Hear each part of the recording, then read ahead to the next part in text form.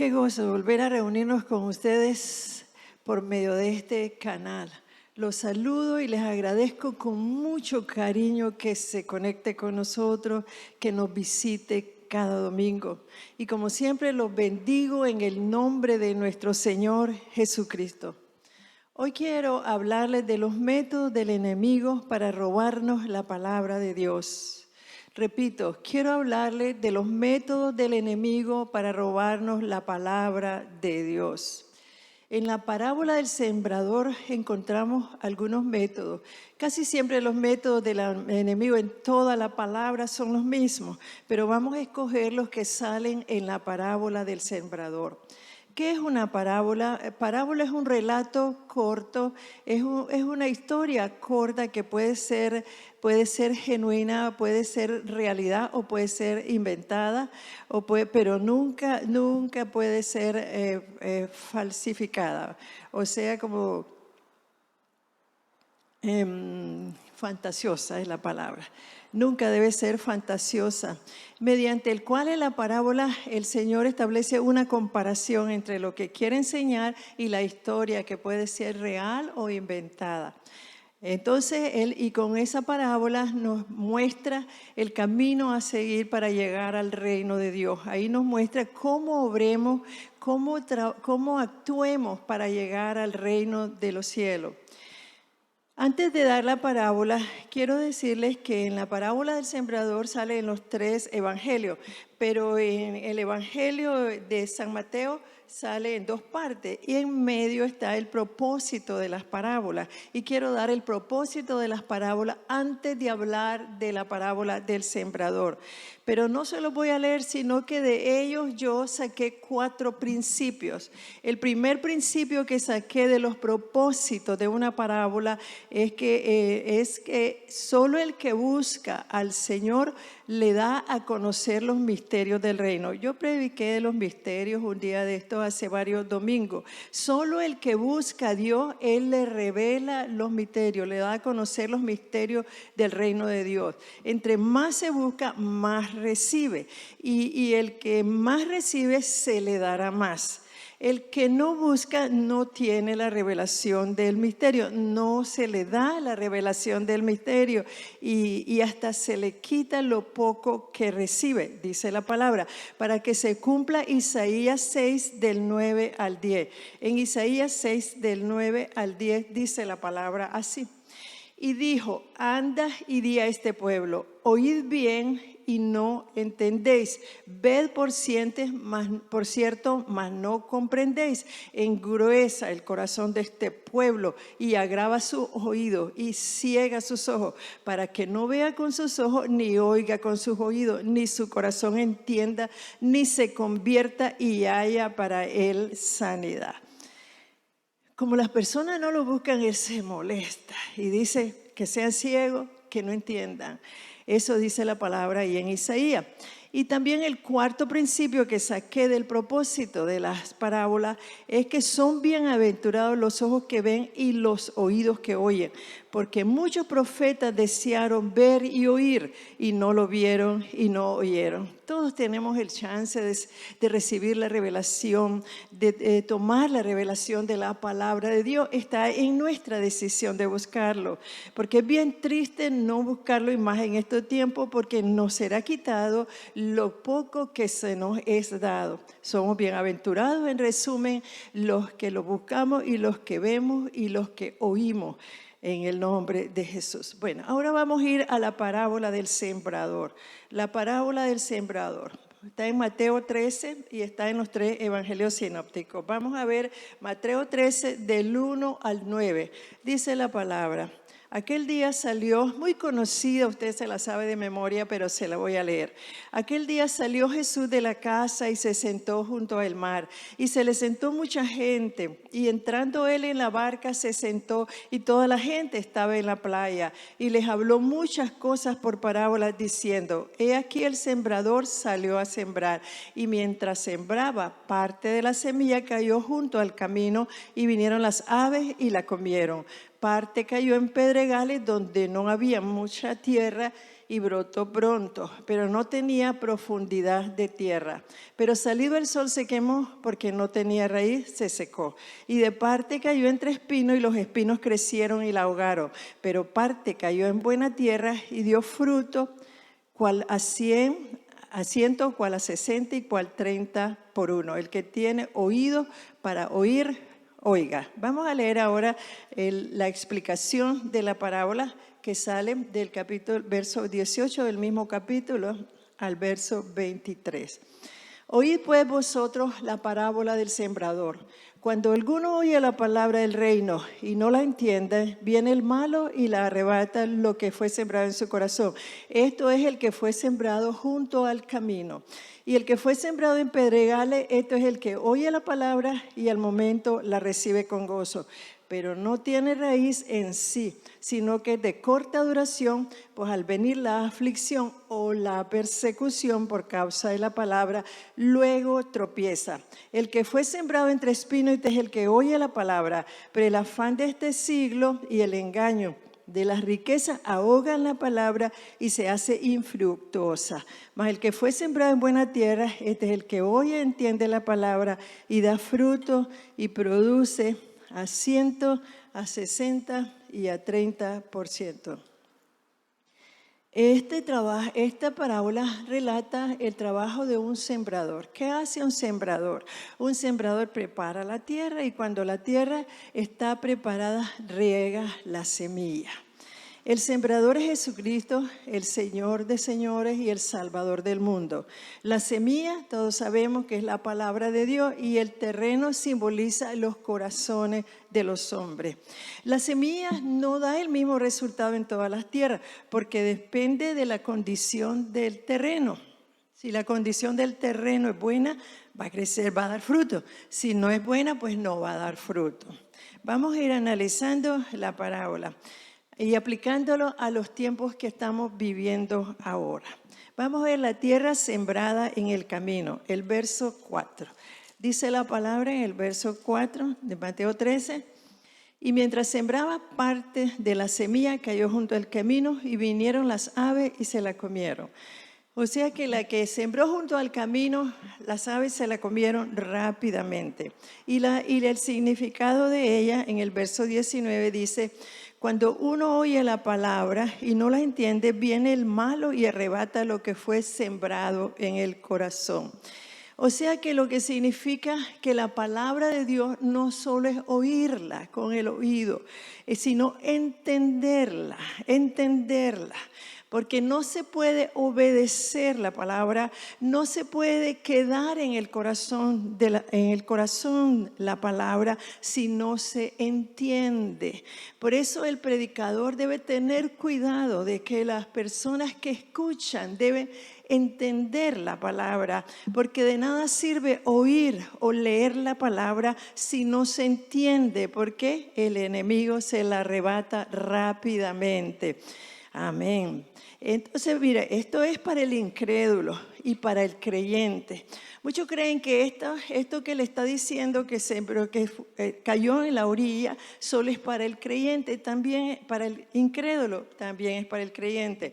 Mire así. El incrédulo oye la palabra y muchos hasta hacen la oración del pecador, pero no la entendió. Entonces, porque tiene el entendimiento entenebrecido. Efesios 4, 17 al 18 explica esto. Efesios 4, 17 al 18 explica esto. Esto digo pues, y requiero en el Señor que ya no andéis como los otros gentiles que andan en la vanidad de su mente, teniendo el entendimiento entenebrecido, ajeno de la vida de Dios, por la ignorancia que en ellos hay, por la dureza de su corazón. Este es el incrédulo que tiene el entendimiento, entenebrecido. No le entra la palabra, no la entiende, la oye, no la entiende y a veces hasta hace, como les decía, la oración del pecador, pero el Espíritu no entra, porque si usted no entiende la palabra, no le entra al corazón ni le transforma su vida, ni el Espíritu viene a morar. De ahí la importancia de explicar bien la palabra para explicar la salvación a los demás y para predicarla, porque si no se entiende, no hay vida en esa palabra. Ahora con el creyente, al oír y a leer la palabra, muchos creyentes o la mayoría o todos tenemos momentos como creyentes que leemos la palabra pero no hacemos nada por entenderla, porque para entenderla hay que esforzarse, hay que buscar en el diccionario, hay que volverla a leer, hay que leer en otras versiones la palabra y hay que pedir al Espíritu Santo para que uno la entienda, porque si no la entiende es en vano leer la palabra, porque solo así la vamos a obedecer. Y entonces el entendimiento se entenebrece y no la oímos. Vemos el malo la arrebata la palabra. Por eso es que cuando usted va a orar, cuando usted va a leer la palabra, vienen muchas distracciones a su mente. Usted se siente, eso le pasa a usted, eso me pasa a mí. Usted se sienta a leer la palabra y viene, ay, tengo que cocinar, ay, voy a sacar la ropa de la lavadora, hoy tengo que llamar por teléfono, y peor si está con el teléfono a la orilla, ay, el teléfono, y aparta la palabra. Y tanto distracción, ¿para qué? Para que usted no entienda la palabra, para que usted no reciba lo que está leyendo en la palabra. Y un ejemplo claro lo vemos en la Biblia con los fariseos. Ellos estuvieron con Jesús, vivieron con Jesús, oyeron a Jesús, pero nunca salieron del entenebrecimiento de su mente, nunca le obedecieron, porque nunca entendieron la palabra, nunca la entendieron. Más bien lo criticaron, lo juzgaron, porque no entiende la palabra. Todo el que no entiende la palabra critica y juzga y acusa al que la entiende y al que la vive. Bueno, en estos tiempos postreros, el enemigo está trabajando intensamente, tratando de llenar de oscuridad y de distracción la mente del creyente, pues le queda muy poco tiempo para eso. Por eso es que estamos viendo más apostasía, dice la Biblia, y más frialdad espiritual. Y todo es porque está muy distraído el creyente en este tiempo, está muy distraído y entonces le entra la oscuridad en su mente, la oscuridad que está rodeando el mundo intensamente, que está a la orilla nuestra. El mundo está quedando oscuro espiritualmente. Entonces viene la apostasía, vienen a renegar ya del evangelio y viene más fuerte el enfriamiento espiritual. Gracias, Señor. Ahora vamos a ver la tierra rocosa, versos 5 y 6. Tierra rocosa. Dice el verso 5 y 6. Parte cayó en pedregales donde no había mucha tierra y brotó pronto porque no tenía profundidad de tierra. Pero al salido el sol se quemó, porque no tenía raíz, se secó. Pero parte cayó, hasta ahí, los pedregales. Solo el verso 5, perdón, hermano. Parte cayó en pedregales donde no había mucha tierra y brotó pronto, pero no tenía profundidad de tierra, pero salió el sol, se quemó porque no tenía raíz.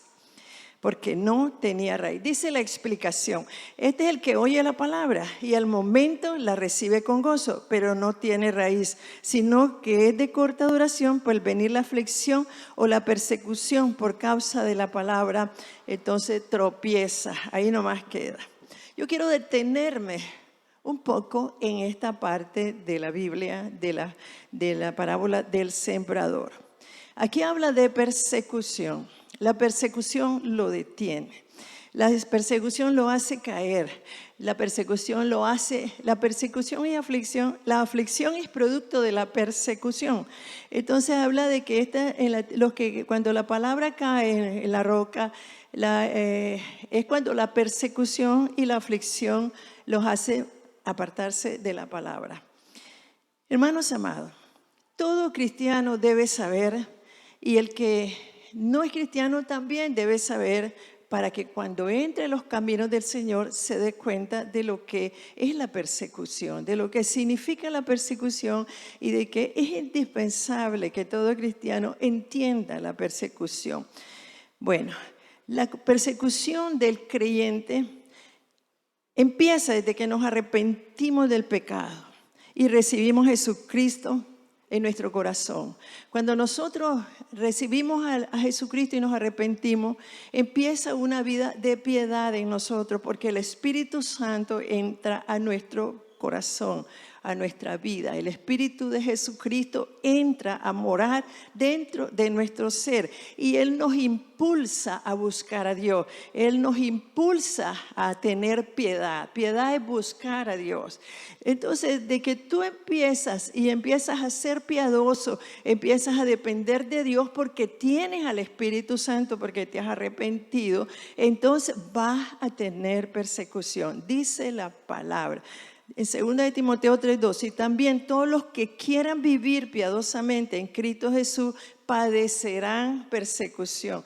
Persecuciones leves, persecuciones medianas y persecuciones fuertes. Depende de dónde dejes el camino o si llega hasta el final.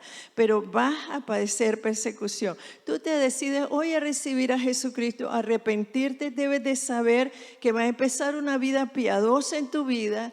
Entonces vas a sufrir persecución, a menos que hiciste una oración light, como dice, pero no entró el Espíritu Santo, nunca vas a ser piadoso, entonces no vas a tener persecución, vas a estar con los malos.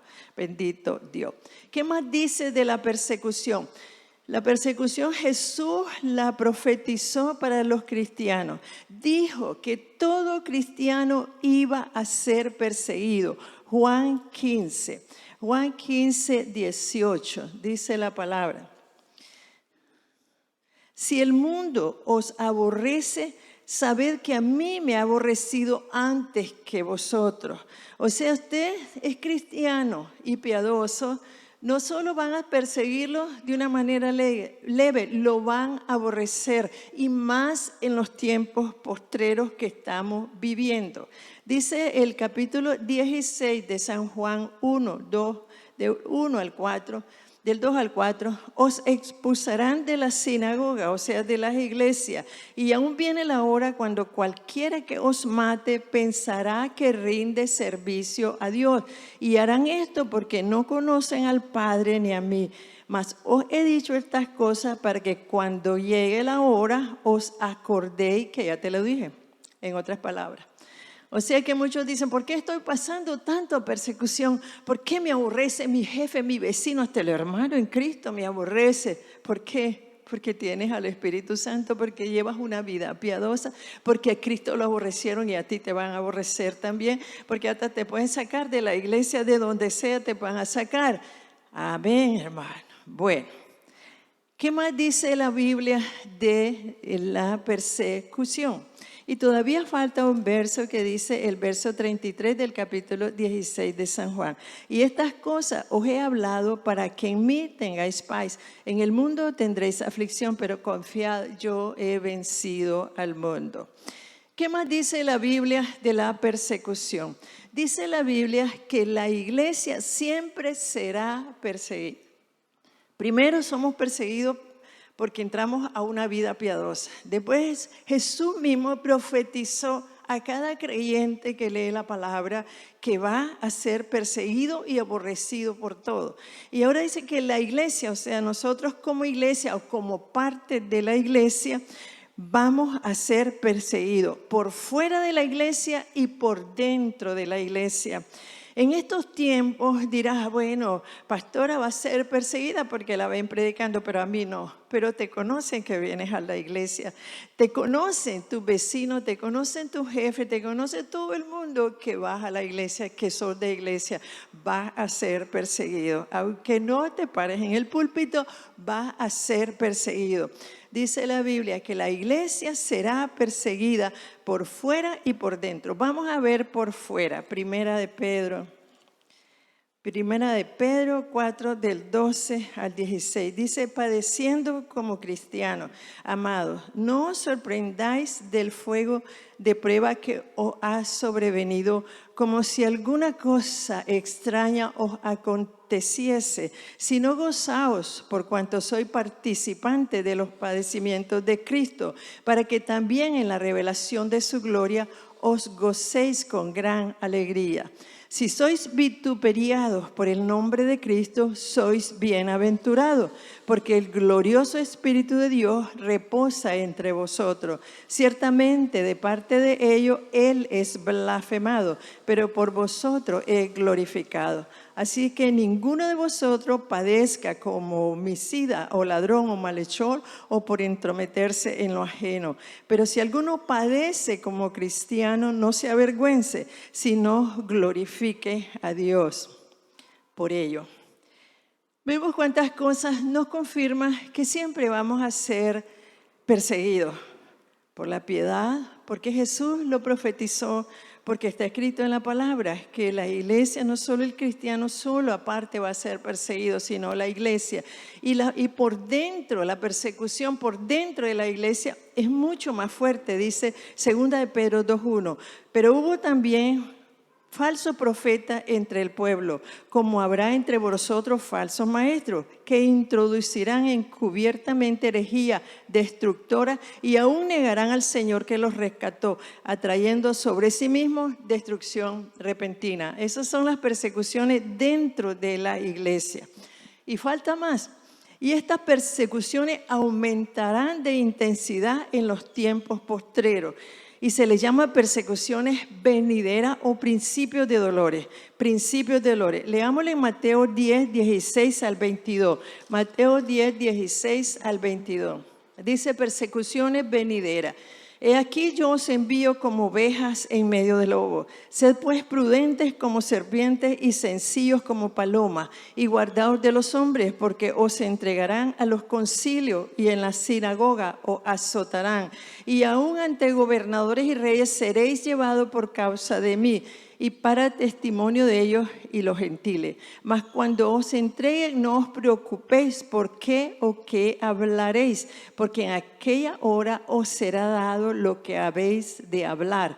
Porque no sois vosotros los que habláis, sino el Espíritu de vuestro Padre que habla en vosotros.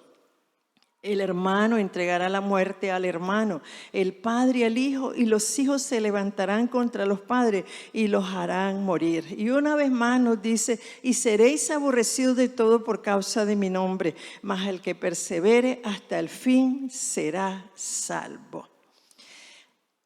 Es tan interesante esta palabra persecución para el cristiano.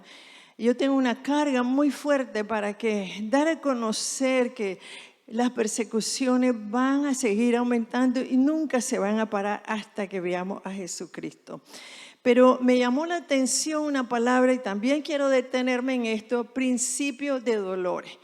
Las persecuciones venideras, dice, son igual a los principios de dolores. Si usted busca Mateo 24, habla de los principios de dolores, que son las persecuciones venideras. Entonces, ¿qué se refiere a eso de los principios de dolores? Es que yo creo que el Señor está comparando para que lo entendamos bien cómo va paso a paso la persecución.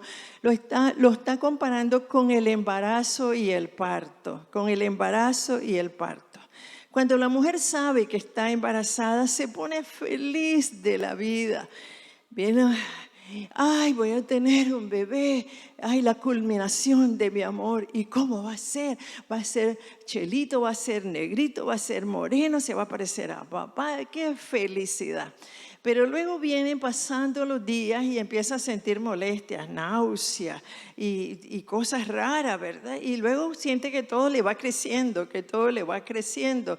Y después viene y le pesa esa panza tan pesada. Ay, porque ya no nace este bebé, ya no es tanta la alegría, aunque siempre tiene alegría. ¿Por qué tiene alegría? Porque tiene la esperanza de ver a su bebé, tiene la esperanza, ya se lo está imaginando. Ay, decía, no aguanto esta panza, no aguanto todas estas molestias que me causa, no podía ni caminar, está bien grandote, y si son gemelos más, y si son trillizos más fuertes, ya no aguanto, pero ya pronto voy a ver a mi nené, y a lo mejor se parece a mi esposo, a lo mejor es igualito a mí, y eso lo mantiene y aguanta todo. porque tiene Basaya Rabakanda Hara, porque tiene una esperanza, porque tiene una esperanza, la esperanza de su bebé. La esperanza de su bebé, y por eso aguanta todo lo que sea. Pero y a veces uno está como madre, como yo por ejemplo, cuando ya no aguantaba, tenía 8 meses de embarazo, ya quiero que me lo saquen al bebé, sáquemelo al bebé, sáquemelo, ya no lo aguanto, ya no lo aguanto. Pero si me sale malo porque me lo saquen, no, voy a aguantar, porque si no el bebé voy a nacer malo. Todo hace la madre para que ese bebé nazca bien, aunque sufra, aunque le cueste, y esto que no ha llegado a la hora del parto. Y llega la hora del parto y vienen los dolores terribles que tiene, ya no son principios de dolores, son dolores de parto porque ya van a nacer el bebé. Y le hacen un corte y dice, pero ya van a nacer. Y ya no son llantos, ya no son, ay, no, sino gemidos. Hay mujeres valientes que aguantan. Yo no, yo gritaba. Pero ya van a nacer mi bebé, ya van a nacer mi bebé. Y cuando nace el bebé, qué alegría. Se le olvidó todo lo que pasó porque nació el bebé. Así pasa cuando nosotros venimos a Jesucristo. Es como un embarazo. Recibimos el gozo de la salvación y la esperanza de la gloria eterna. La esperanza de ver a Jesucristo un día. La esperanza de ver cara a cara a Él un día. La esperanza de disfrutar de su presencia. Ahorita cantamos, queremos tu presencia, oh Dios, porque nos sentimos llenos de su presencia un ratito que sea. Pero cuando viene la esperanza de la gloria eterna, Dios mío, si con un minuto de su presencia gozamos tanto aquí en la tierra, ¿cómo será cuando la presencia de Dios estemos allá plenamente las 24 horas llenos de su presencia?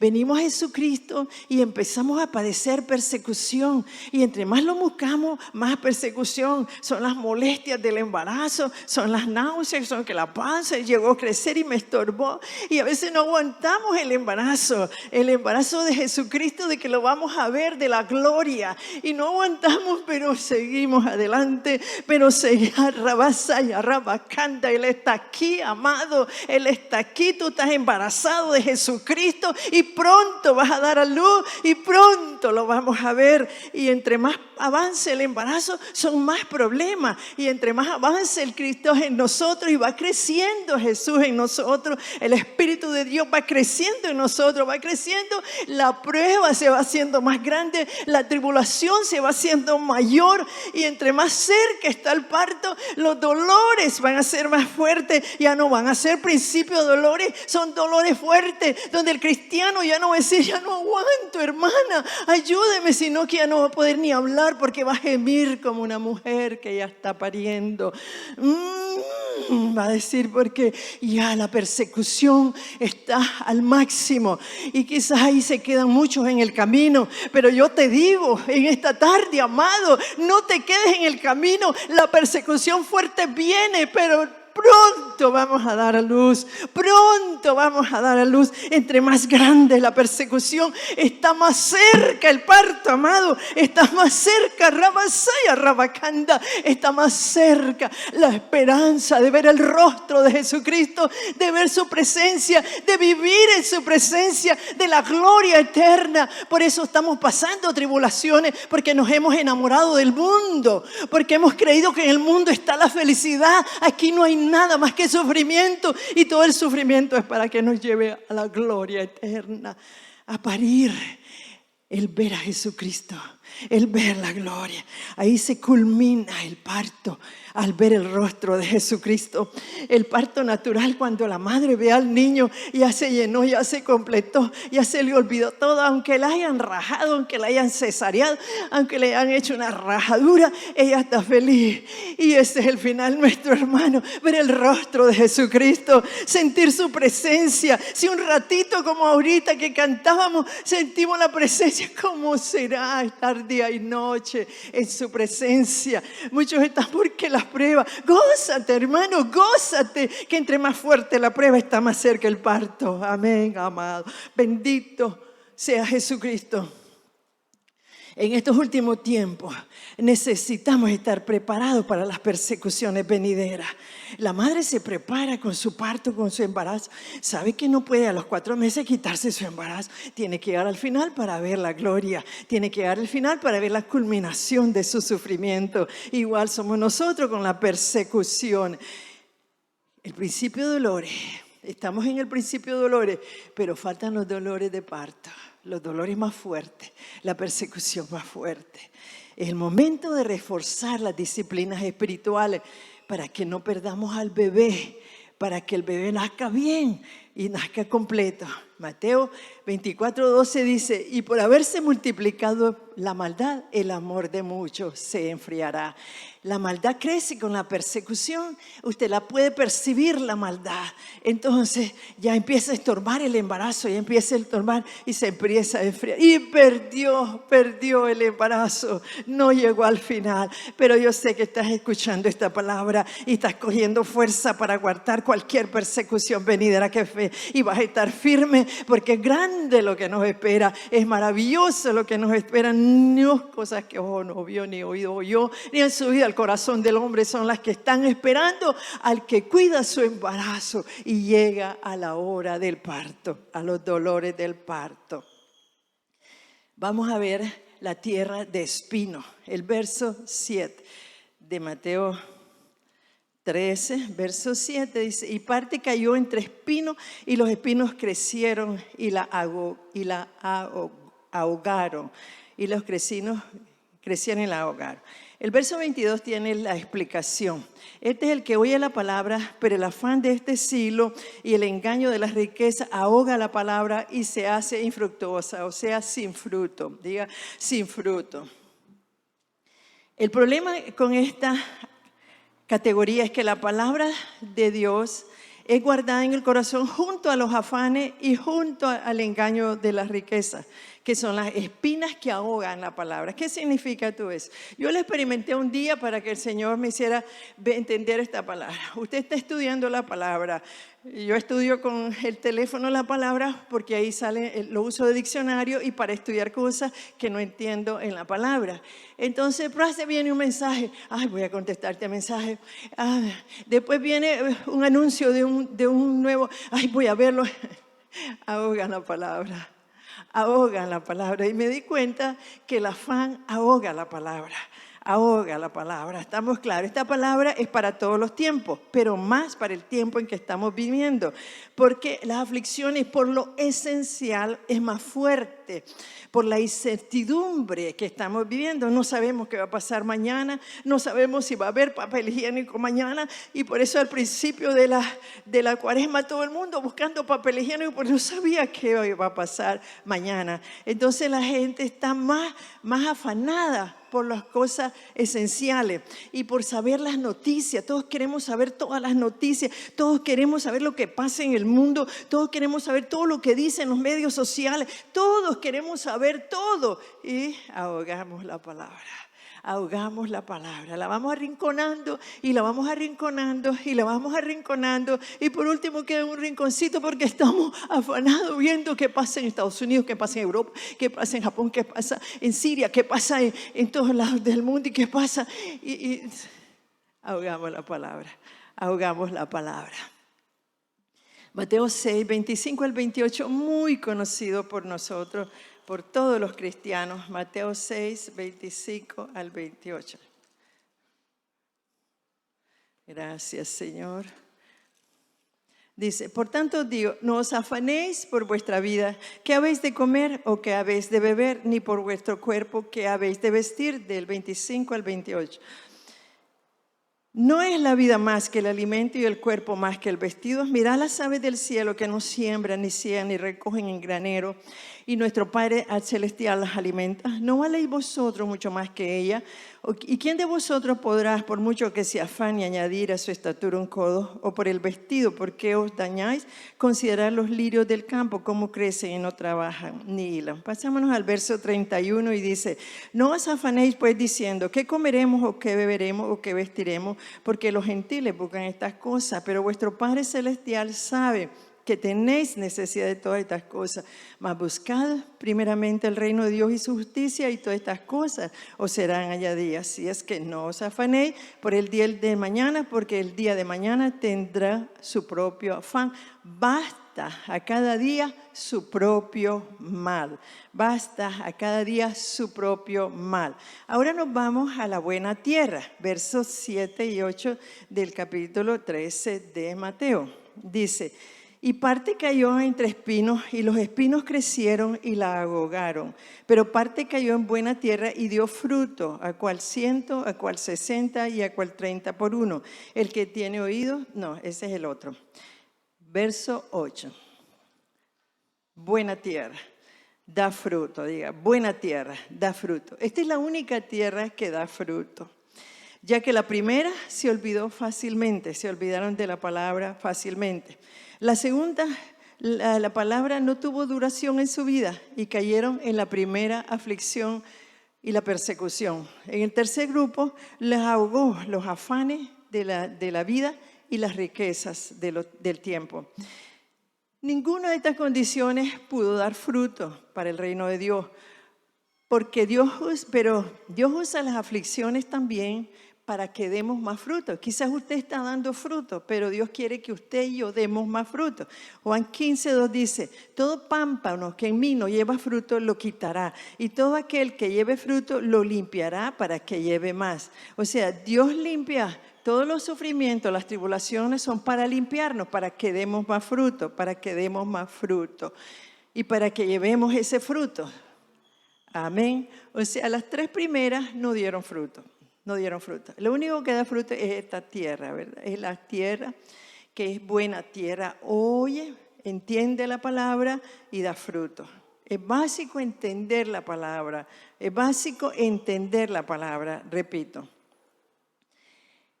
Y le dice a esto que aunque tenga fruto, siempre Dios quiere darnos más fruto. Por eso nunca vamos a dejar de tener aflicción y persecución, porque siempre, hasta el último día, tenemos que dar más fruto y más fruto y más fruto.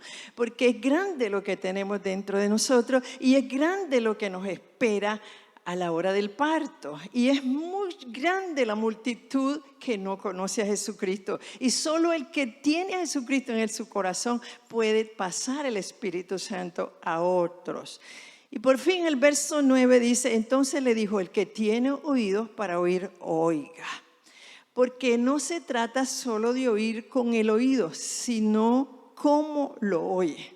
Tú escuchas la palabra, la entiendes y la retienes para que dé fruto. Si tú escuchas la palabra pero no la entiendes ni la retienes, tampoco la puedes retener, entonces no da fruto. Por eso dice: ¿cómo se llama cristiano ese? Si no, por su fruto los conoceréis, dice la Biblia.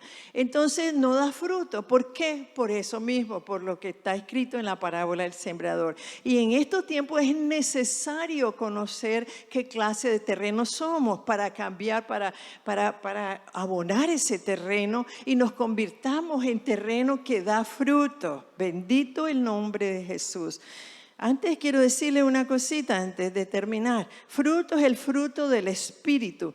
Amor, gozo, paz, paciencia, benignidad, bondad, mansedumbre, templanza, fidelidad. Aunque son muchos, se le llama un fruto, porque eso significa el carácter de Jesucristo. Entonces, en la medida que vamos pasando tribulaciones, en la medida que vamos pasando aflicciones, se va desarrollando el fruto, o sea, se va desarrollando el carácter de Jesucristo, tan necesario en este momento, para nuestro bien, para que lleguemos hasta el final y demos luz a la cara de Jesucristo.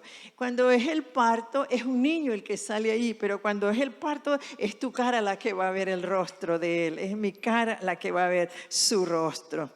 Entonces, frutos son almas que los conseguimos con el testimonio de nuestra vida. Dice: le di 10 folletos a alguien para que se convierta, pero no das testimonio con tu ejemplo, no es testimonio tu vida, de nada sirve. Entonces, por eso es que el Señor quiere que crezcamos y entendamos y desarrollemos el carácter de Jesucristo, para que con solo tu testimonio la gente se convierta, cuanto más si le habla de Jesús. Amén, bendito Jesucristo. Hoy más que nunca los cristianos necesitamos ser fructíferos, ser como el cuarto grupo, para que seamos como el agua de este mundo sediento de Dios y hambriento de su palabra. Juan 7:38 dice, el que cree en mí, como dice la Escritura, de su interior correrán ríos de agua viva. Vamos a orar. Cierre sus ojitos, incline su rostro y dígale al Señor, he entendido tu palabra, Señor. Y si no la ha entendido, vaya a estudiarla más hasta que la entienda. He entendido tu palabra, Señor, y quiero obedecerla. Ahora sé, Señor, que si no la entiendo, no voy a poder retenerla en mi corazón y no voy a estar fuerte para las persecuciones que me van a llevar a la hora del parto. Quiero llegar hasta allí, Señor amado. Quiero soportar todas las aflicciones venideras. Son grandes y ya están por empezar, si no es que ya empezaron en muchos otros lugares, Señor. Solo tu palabra, solo buscarte a ti me va a dar fuerza. No quiero ser como esas 3 tierras. Quiero ser como la última tierra fructífera, Señor amado. Ayúdanos, Señor.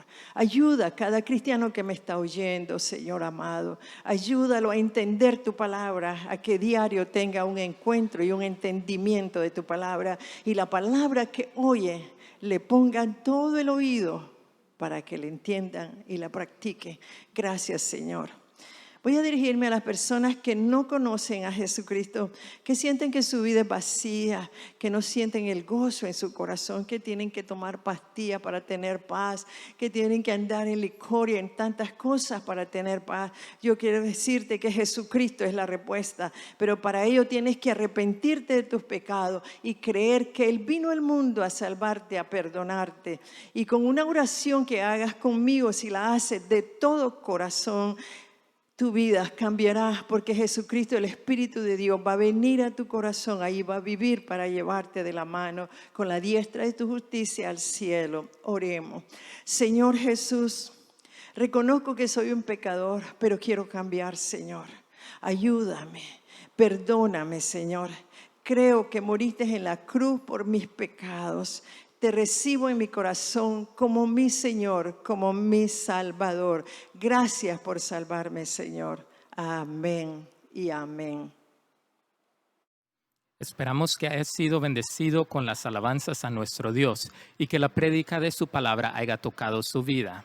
Ayúdanos a extender esta bendición en Belice y en todas las naciones, haciendo clic en el botón que dice like, suscribiéndose en el canal y activando las notificaciones. Muchas gracias y muchas bendiciones.